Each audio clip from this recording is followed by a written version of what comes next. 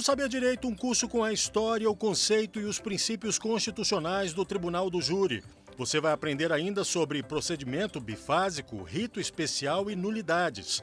As aulas são com a professora Cristiane Aquino.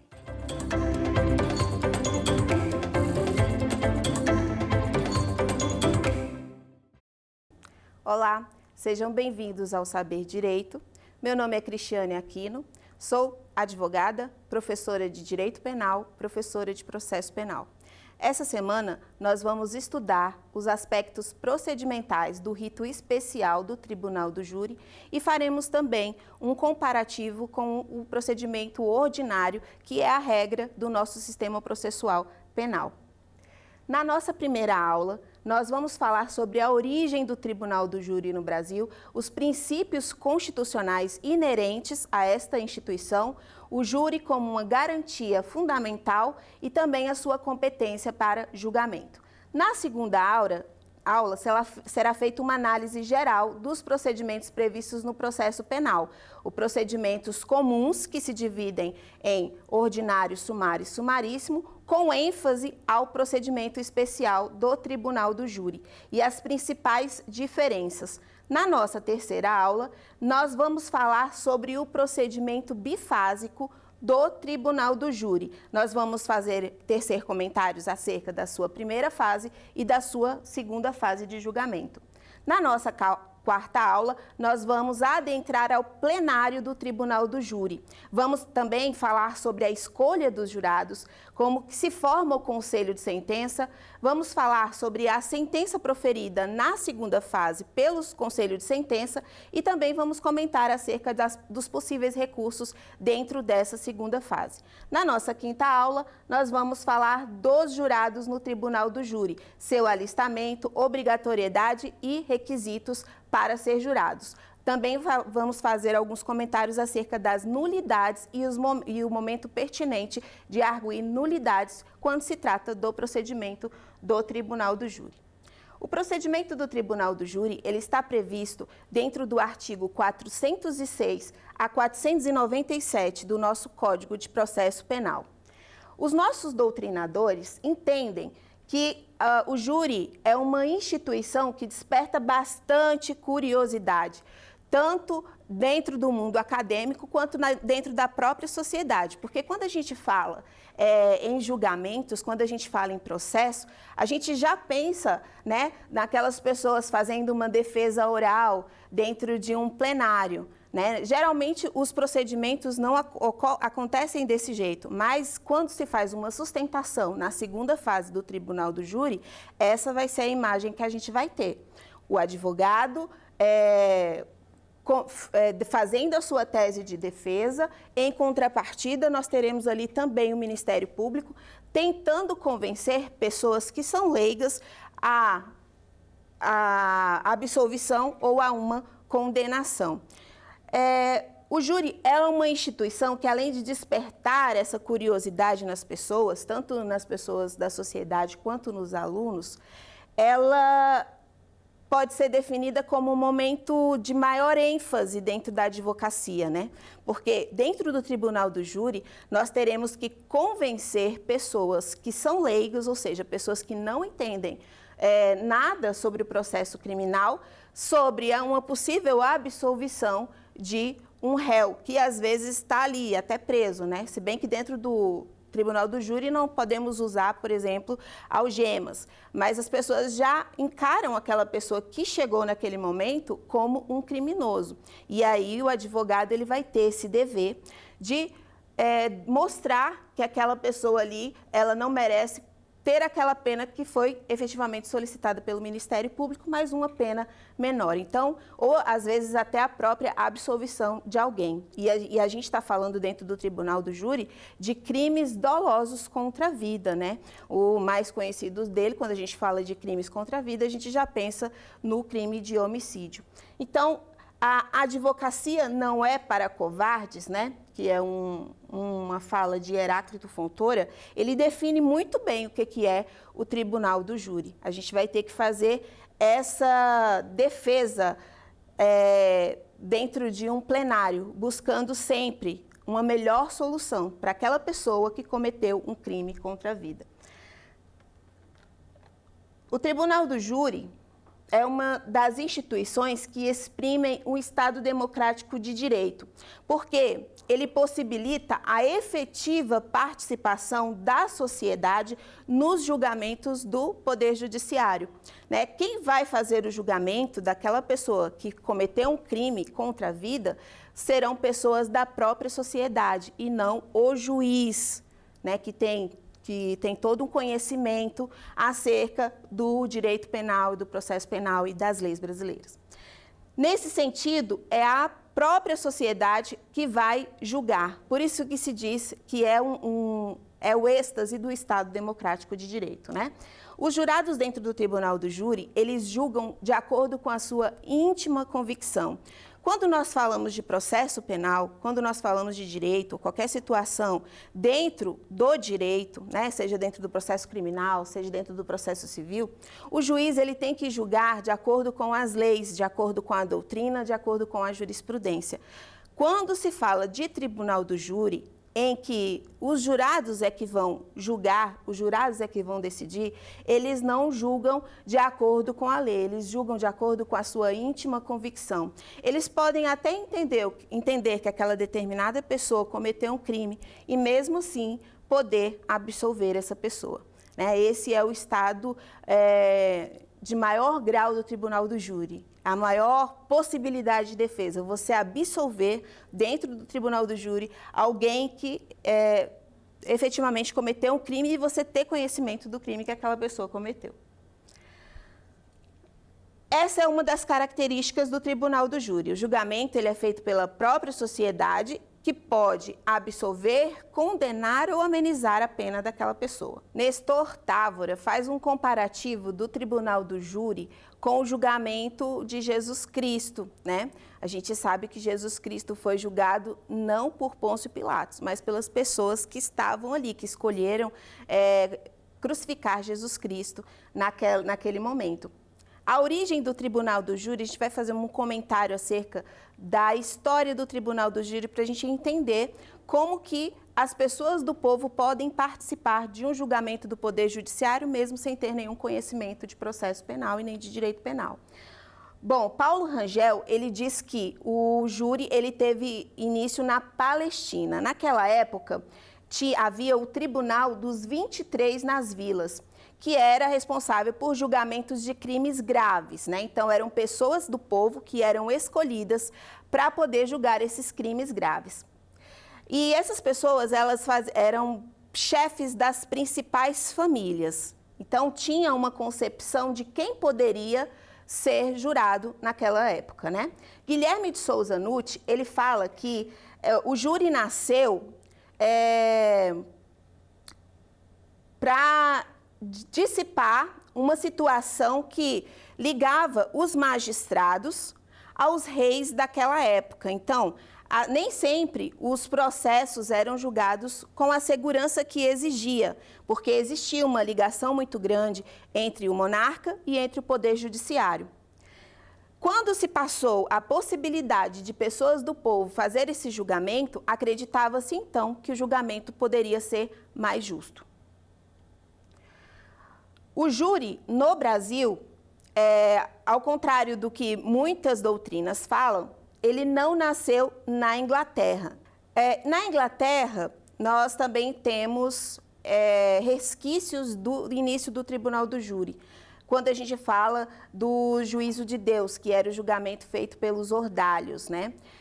Esses crimes graves também passaram a ser julgados pelas pessoas. E ali tinha uma espécie de concepção divina, tanto que se atribui a esses ordalhos aos 12 apóstolos, porque na época nós tínhamos 2 júris. Era o grande júri, que era formado por 23 pessoas da sociedade, que analisavam se efetivamente existia indícios da prática de um crime, e quando eles verificavam essa possibilidade do indício da prática de um crime, seriam julgados por 12 pessoas, que proferiam um julgamento, condenando ou absolvendo o réu.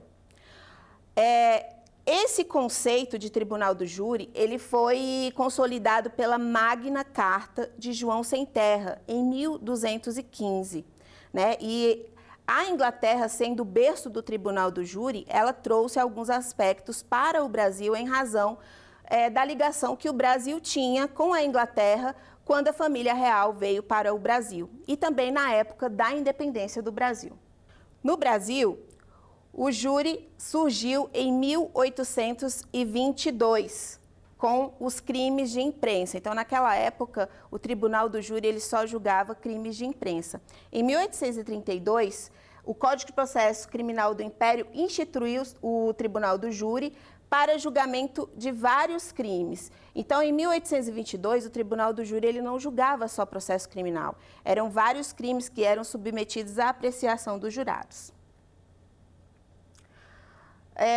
Em 1891, o Brasil consagrou o tribunal do júri como um direito e uma garantia constitucional.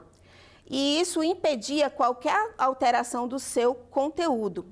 Em 1934, na era Vargas, dentro da Constituição denominada Constituição Outorgada, Getúlio Vargas retirou o júri do capítulo referente aos direitos do homem, colocando o júri como direitos e garantias individuais. Na nossa Constituição, o júri está previsto no artigo 5º, inciso 38 da Constituição Federal de 88. E ela dispõe que é reconhecida a instituição do júri como a organização que lidera a lei e assegurados a plenitude de defesa, o sigilo das votações, a soberania dos veredictos e a competência para o julgamento dos crimes dolosos contra a vida.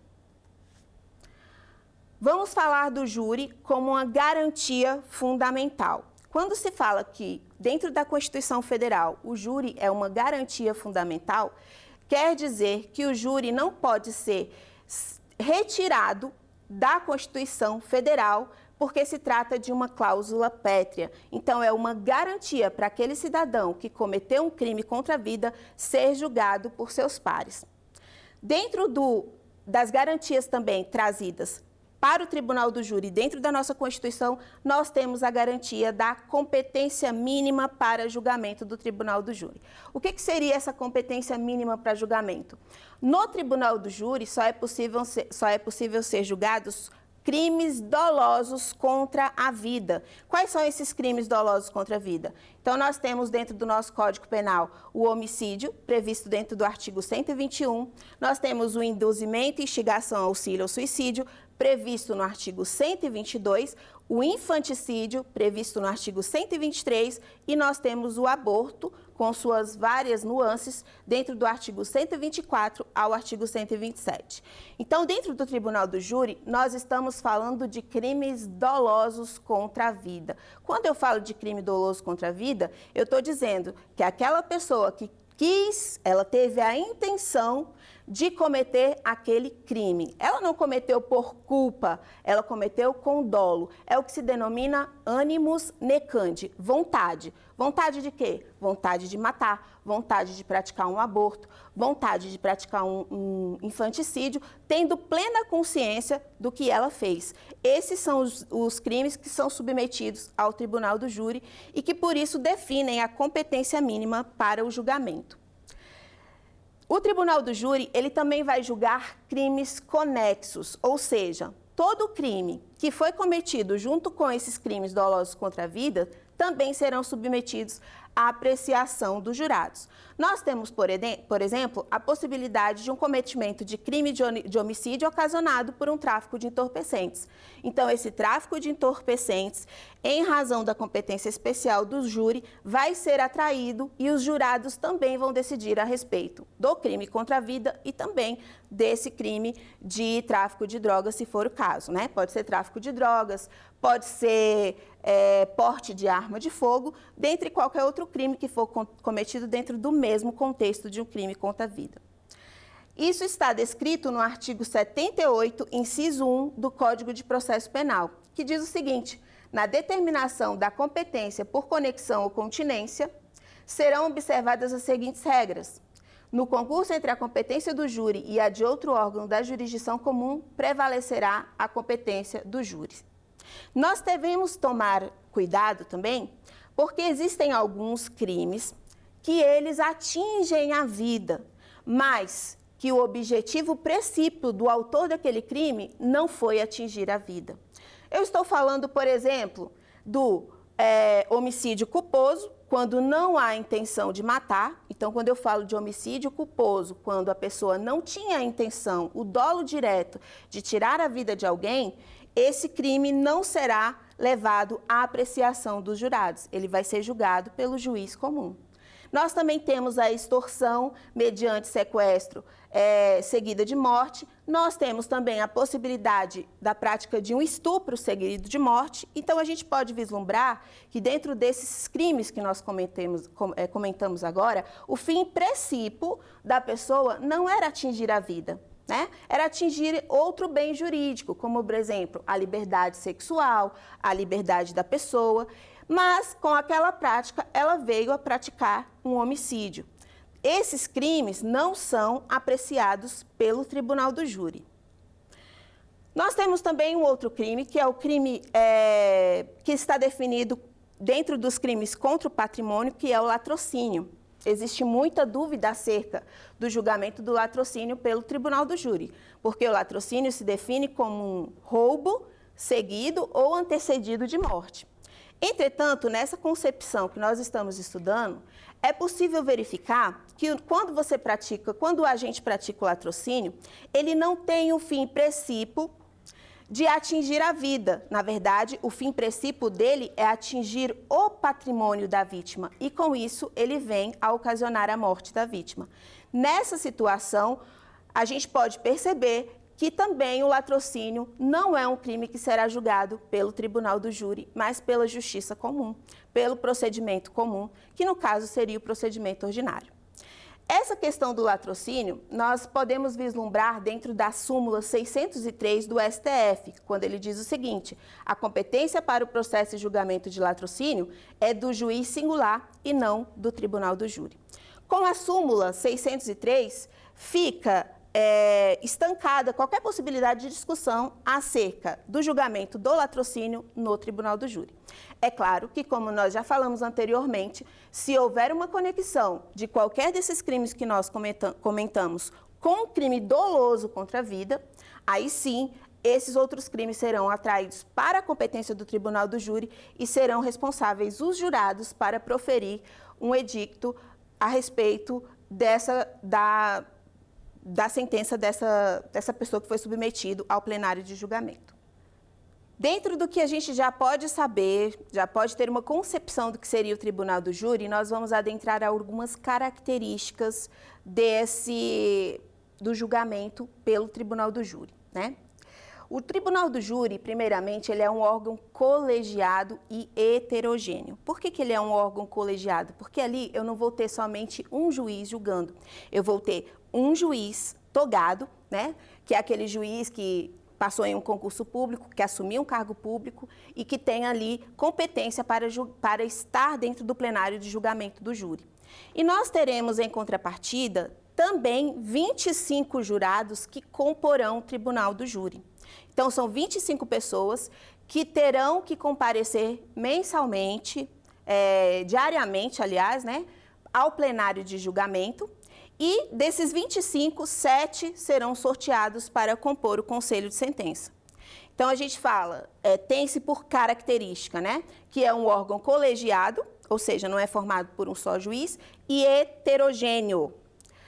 Ele é um órgão também temporário. Por que se denomina um órgão temporário? Porque depois do julgamento, aquele conselho de sentença que foi formado pelos jurados, por aqueles 7 jurados, ele se dissolve. Para o julgamento seguinte, será formado um novo conselho de sentença. Então, trata-se aí de um órgão temporário. Ele também tem como característica ser um órgão horizontal. Por que horizontal? Porque não existe distinção, não existe hierarquia, não existe diferença entre o juiz togado e entre os jurados que farão parte do conselho de sentença. Estão dentro de uma mesma hierarquia. Trataremos agora sobre os princípios do Tribunal do Júri. Como nós já dissemos no início da nossa aula, os princípios atinentes ao Tribunal do Júri estão dentro do texto constitucional, precisamente dentro do artigo 5º, inciso 38. O primeiro deles se trata da plenitude de defesa. Dentro da plenitude de defesa, nós podemos fazer um comparativo com a ampla defesa. A ampla defesa é um direito inerente a toda pessoa que foi submetida a um julgamento, seja dentro da área civil, seja dentro da área administrativa, seja dentro da área criminal. Todo mundo tem direito à ampla defesa. O que seria essa ampla defesa? Utilizar de todos os meios viáveis dentro do direito para se defender, para fazer a sua defesa. Em contrapartida, também o Ministério Público para fazer a sua acusação. Entretanto, quando a gente fala de plenitude de defesa, a gente fala de uma defesa muito mais ampla. Ou seja, você não precisa estar utilizando somente dos meios previstos dentro da legislação para defender aquela pessoa que está sendo julgado pelo Tribunal do Júri. Eu não sei se vocês já viram, em alguma oportunidade, alguns vídeos na internet demonstrando que alguns defensores, inclusive, usam violão para poder cantar uma música para os jurados. Isso dentro de uma audiência criminal seria inviável. Entretanto, dentro do Tribunal do Júri, em razão do que se denomina plenitude de defesa, é possível. Então, nós podemos nos utilizar de vários meios para poder apresentar, para poder fazer a melhor defesa possível dentro do plenário de julgamento. Inclusive utilizando de reportagens de jornal, de textos bíblicos, de canções, ou seja, é permitido dentro do Tribunal do Júri. Por isso que algumas pessoas veem o Tribunal do Júri como uma verdadeira peça teatral, quando na verdade não é. São os esforços que são feitos pelo defensor para poder dar o melhor resultado para aquela pessoa que está respondendo por um crime doloso contra a vida e que vai ser julgado por seus pares. Isso é o conceito de plenitude de defesa, que tem um pouquinho de diferença, né, do que se tem aí por ampla defesa, que é um direito aí que se pode utilizar dos meios legais para se defender. Tão grande é a importância da plenitude de defesa que dentro do plenário do Tribunal do Júri, o juiz ele pode declarar o réu indefeso se essa defesa não for feita de forma plena, né? Ou seja, se o advogado dentro do Tribunal do Júri, e aí eu já estou falando da segunda fase, porque nós vamos entender como é que isso acontece. Ele, por exemplo, não consegue concatenar as suas ideias com a defesa necessária para o cliente, o juiz ele pode suspender o julgamento e declarar o réu indefeso. Declarar o réu indefeso e convocar um novo julgamento com um novo patrono. Então, dentro do Tribunal do Júri, dada essa garantia da plenitude de defesa, a gente vislumbra, dentro desse exemplo que eu dei, a necessidade de que a defesa efetivamente seja realizada de forma plena. O artigo 497 do Código de Processo Penal, ele fala exatamente sobre essa possibilidade de dissolver o conselho de sentença, em razão de o juiz declarar o réu indefeso. Então, são atribuições do juiz presidente do Tribunal do Júri, além de outras expressamente referidas neste Código, nomear defensor ao acusado quando considerá-lo indefeso, podendo, neste caso, dissolver o conselho e designar novo dia e nova data para o julgamento com nomeação ou constituição de um novo defensor. Também temos como princípio do Tribunal do Júri o sigilo nas votações, né? Os jurados, eles julgam segundo a sua íntima convicção.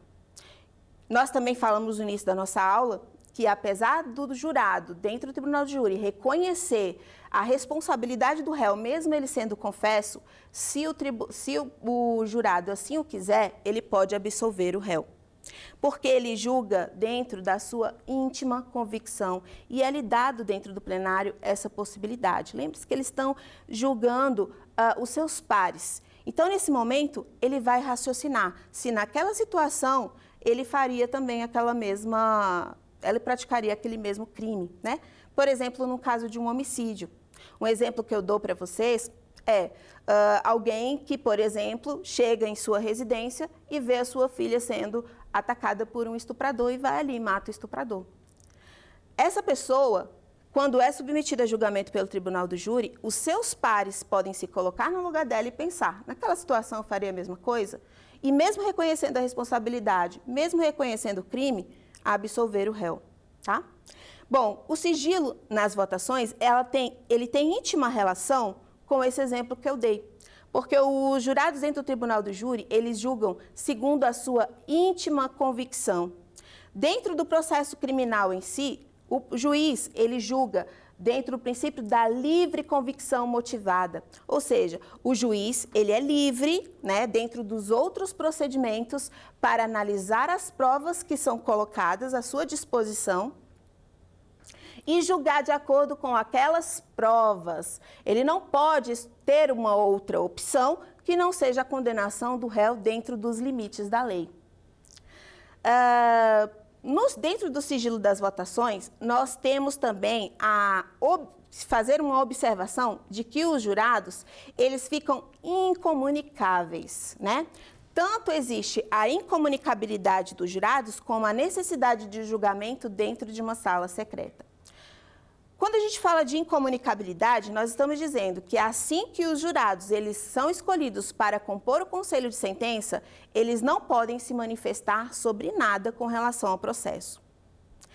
Eles não podem se comunicar nem gestualmente, porque se eles fizerem qualquer gesto que indique qual que seria a decisão que ele vai tomar com relação àquele julgamento, haveria ali uma nulidade. Se nós temos, por exemplo, um julgamento que julga vários dias, esses jurados eles devem permanecer dentro do fórum, tá? Sempre assistidos por um oficial de justiça que vai os acompanhar.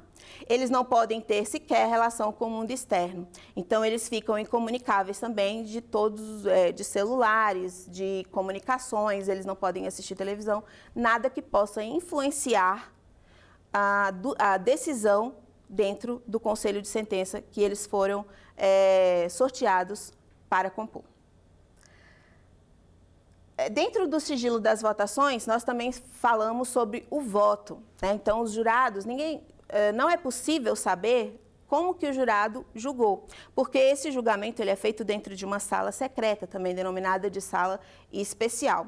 Entretanto, essa questão da sala secreta a gente vai falar na aula que nós estivermos tratando sobre a segunda fase do julgamento do procedimento do júri. Dentro também dos princípios, nós encontramos a soberania dos veredictos. O que seria a soberania dos veredictos? A decisão proferida pelos jurados dentro de um conselho de sentença é imutável, ou seja, nem o juiz, nem o Tribunal de Justiça pode modificar a decisão que foi proferida pelo conselho de sentença. Então, quer dizer, professora, que não existe possibilidade de apelação dentro do plenário do Tribunal do Júri? Existe, só que são bem restritas dentro do artigo 593, inciso 3, do Código de Processo Penal. Então, nós só podemos apelar quando for observado que os jurados julgaram em desacordo com a prova dos autos, ou seja, todas as provas evidenciavam que aquela pessoa não cometeu o crime. Mas vamos supor que os jurados não tenham ido com a cara do réu e tenham decidido condená-lo. Nessa situação, o advogado de defesa, ele pode apelar pedindo um novo julgamento. Vejam vocês que nessa situação não estamos falando da modificação da decisão dos jurados pelo tribunal.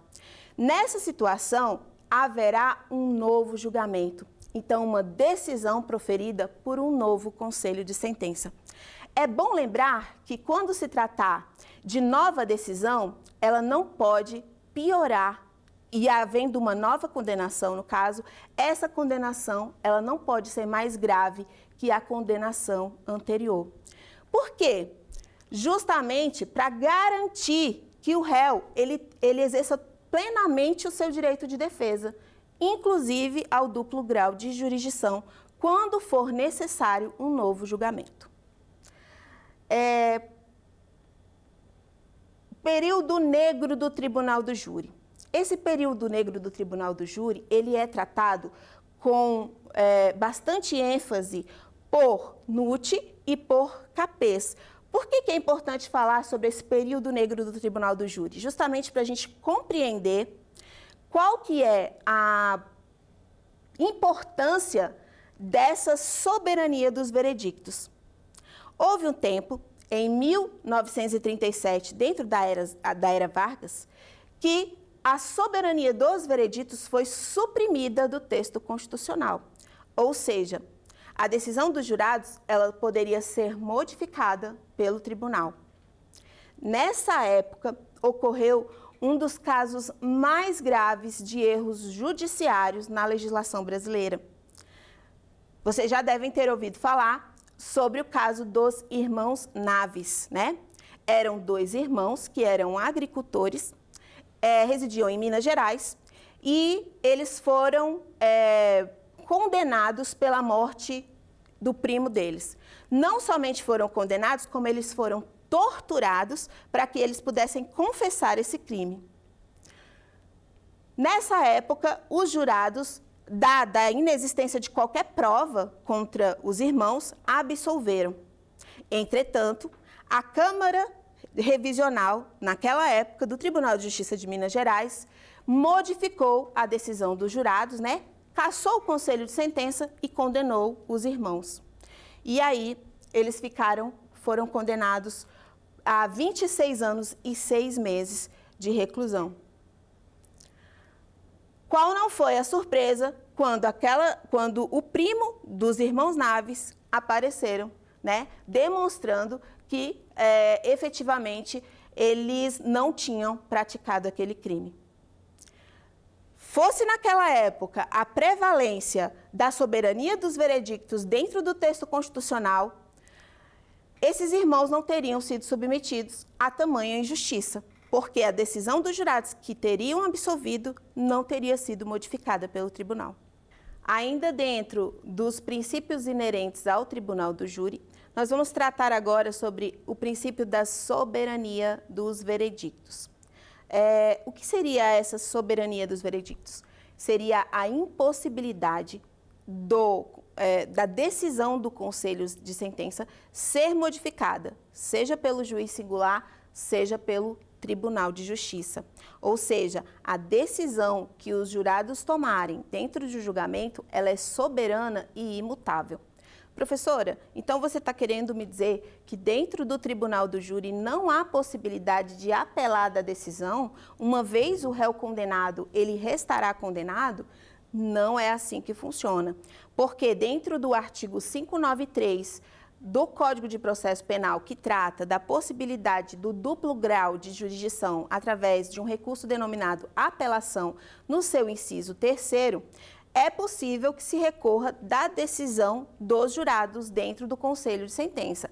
Entretanto, em situações bem específicas, como, por exemplo, é possível que se recorra de uma condenação proferida por um Conselho de Sentença quando essa condenação ela foi baseada, não está baseada nas provas contidas nos autos. Ou seja, os jurados julgaram em desacordo com a prova que foi produzida pelas partes, né? Como, por exemplo, eu posso dizer que para vocês, de uma forma que possa mais ser entendida, quando, por exemplo, o jurado ele não vai com a cara do réu, né?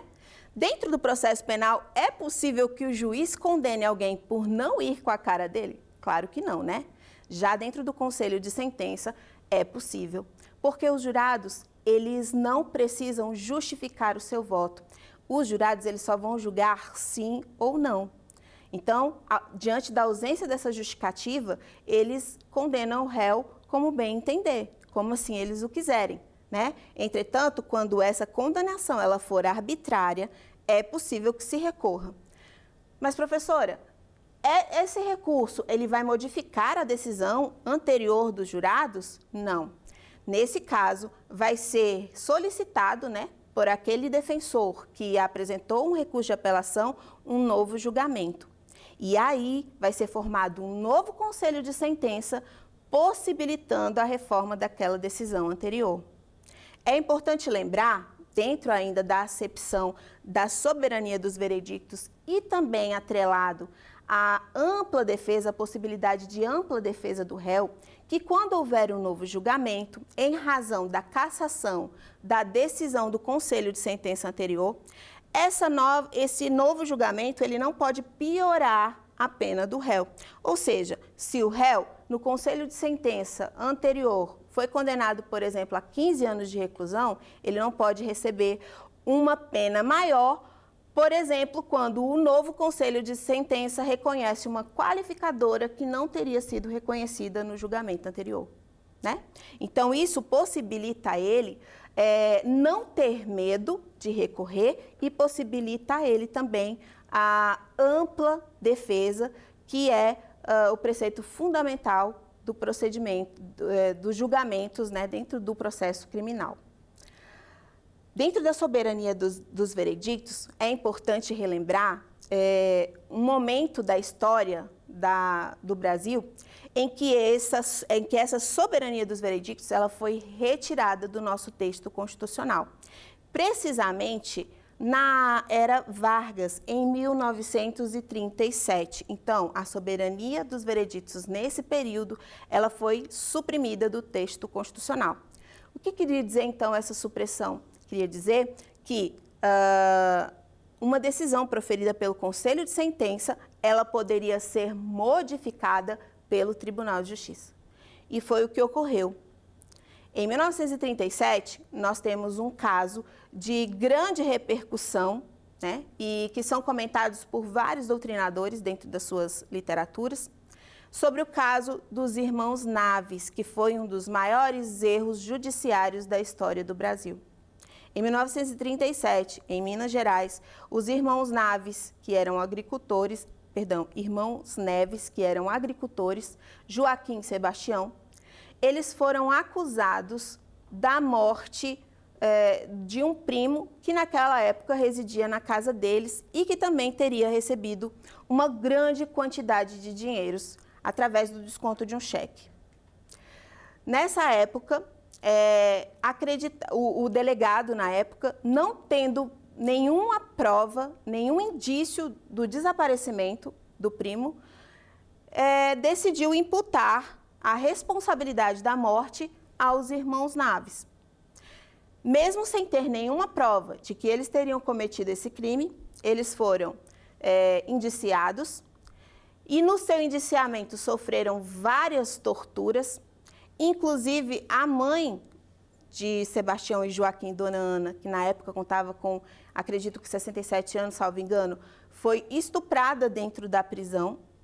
Eles eram submetidos a vários tipos de tortura para que eles pudessem confessar o crime, e mesmo que sem provas.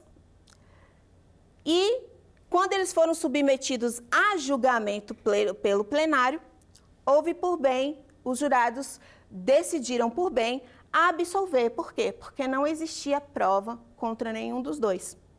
Entretanto, né, mostrando para vocês a importância da soberania dos veredictos, quando os irmãos Naves, eles foram absolvidos pelo Conselho de Sentença, naquela época, a Câmara Revisional do Tribunal de Justiça de Minas Gerais cassou a decisão dos jurados, que teria absolvido os réus. Eles foram absolvidos por 6 votos a 1, e proferiu um novo julgamento condenando os irmãos a uma pena de 25 anos e 6 meses.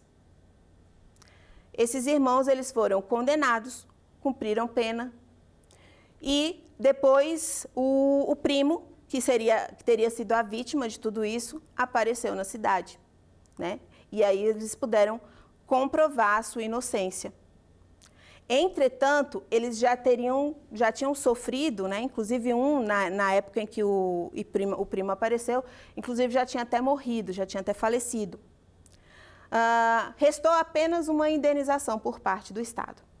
Por que eu estou contando essa história? Porque os doutrinadores trazem isso para fazer entender a importância da soberania dos vereditos dentro do tribunal do júri. Nessa época, se tivesse prevalecido a absolvição dos irmãos, eles não teriam sido submetidos a uma prisão injusta, porque eles não cometeram aquele crime do qual eles estavam sendo acusados. Então, nós temos dentro do nosso texto constitucional, também esculpido como uma cláusula pétrea, a soberania dos vereditos. Ou seja, essa decisão proferida pelo Conselho de Sentença não pode ser modificada, nem pelo juiz e nem pelo tribunal, a não ser para proferir um novo julgamento, dando a possibilidade de que a pessoa que for submetida a um novo julgamento não receba, inclusive, uma pena mais grave do que a do julgamento anterior, né? Podemos apelar também, né, já que nós estamos tratando um pouquinho de apelação, mas seria um assunto da próxima aula, apelar também da pena. Por quê?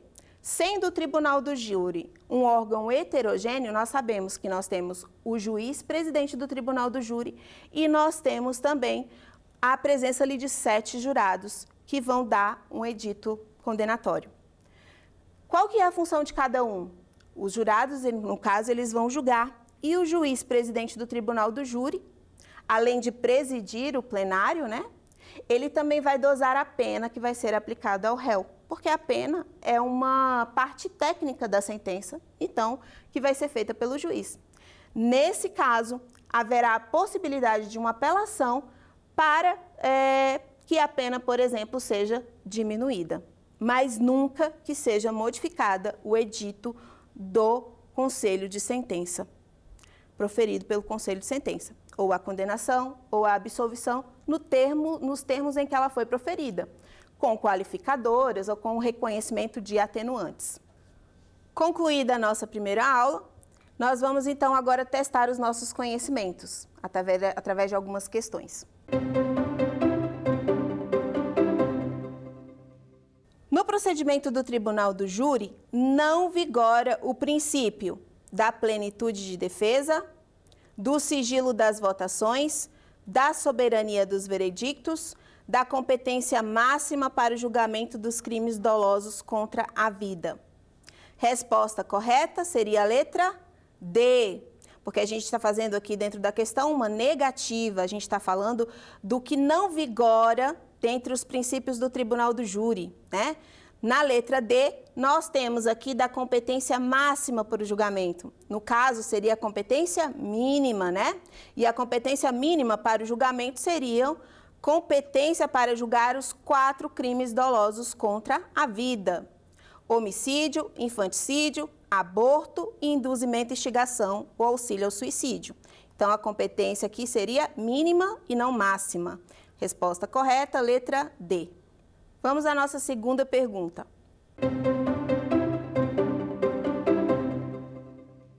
Dos crimes relacionados abaixo, será julgado pelo tribunal do júri o latrocínio, B, a lesão corporal seguida de morte, C, o homicídio doloso privilegiado, D, o homicídio culposo. Pelo que nós podemos observar na nossa aula, dentro do tribunal do júri serão julgados os crimes dolosos contra a vida. O que seria crime doloso contra a vida? Quando a intenção do autor é atingir a vida de forma dolosa, ou seja, com vontade e consciência. Quando eu falo, por exemplo, da letra A do latrocínio, a gente vislumbra que o autor do latrocínio ele quer atingir o patrimônio. Então, não seria um crime que seria julgado pelo tribunal do júri. Quando se fala, por exemplo, na letra B, a lesão corporal seguida de morte, nós também vislumbramos que o objetivo do autor dentro da lesão corporal seguida de morte seria atingir ou lesionar a vida, lesionar a pessoa e não retirar a vida dela, né? A morte foi uma consequência.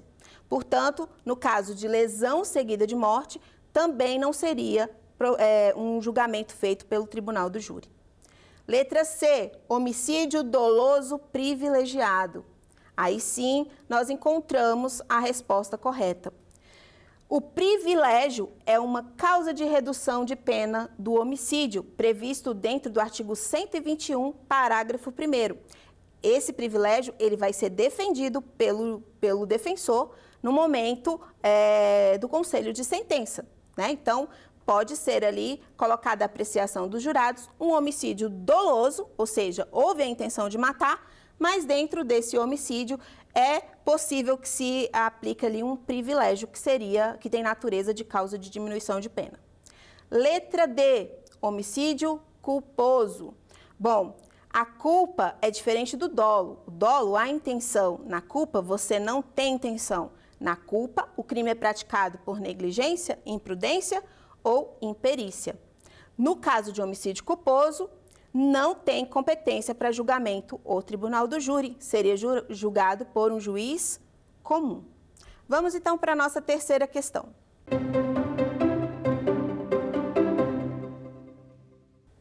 O tribunal do júri tem por característica ser a.